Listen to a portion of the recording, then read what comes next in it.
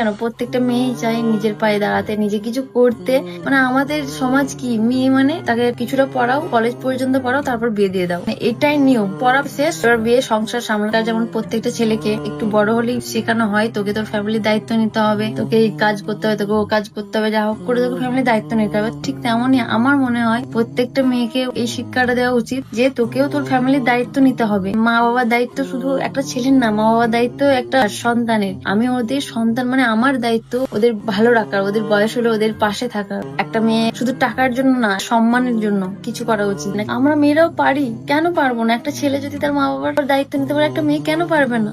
অবশ্যই পারবে। কোনো দিক দিয়ে মেয়েরা পিছিয়ে নেই, কোনো দিক দিয়ে না। প্রত্যেকটা মেয়ের এই চিন্তা ভাবনাটা নিয়ে আসা দরকার যে আমাদেরকে লাইফে বিয়ে তো করবোই, কিন্তু তার আগে আমাদেরকে কিছু করতেই হবে। করতে হবে মানে করতেই হবে। দেখো, তুমি যদি কাজ করো না, যেটুকু তুমি ইনকাম করবে, যেটুকু, সেটাতে তুমি তোমার নিজের শখ গুলো মেটাতে পারবে। সামান্য ছোট্ট ছোট শখের জন্য তোমাকে তোমার হাজবেন্ডের কাছে চাইতে হবে না। কখনো ওর যখন খারাপ সময় আসবে, তুমি নিজে গিয়ে টাকা দিয়ে তো বলতে পারবে যে নাও এটা রাখো, এই যে এটা দিয়ে এই কাজটা করো, এটা করো, তুমি বলতে পারবে। সবসময় কেন একটা ছেলেকেই কেন একটা মেয়ের দায়িত্ব নিতে হবে? দুজনে মিলেই তো নিতে পারে।